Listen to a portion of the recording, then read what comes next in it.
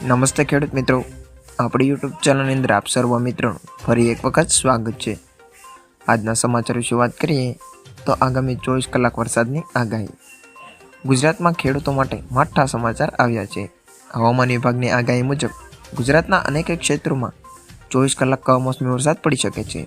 ખાસ કરીને કચ્છ, પોરબંદર, અમરેલી, રાજકોટ, દ્વારકામાં હળવા વરસાદની આગાહી કરવામાં આવી છે।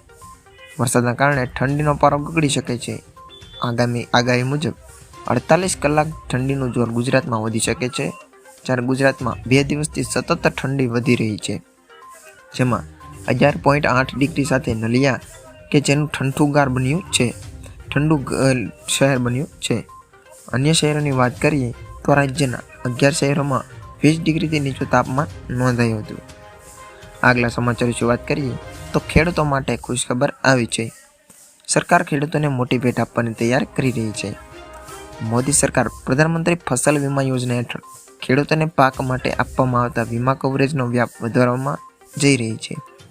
આગામી દિવસોમાં ખેડૂતોને આ યોજના હેઠળ તળાવ, ટ્રેક્ટર અને પશુઓ વગેરે માટે વીમા કવચનો લાભ મળી શકે તે માટે આવી તૈયારીઓ ચાલી શકે છે। મોદી સરકાર આ માટે 30,000 કરોડ રૂપિયાની જોગવાઈ કરી શકે છે।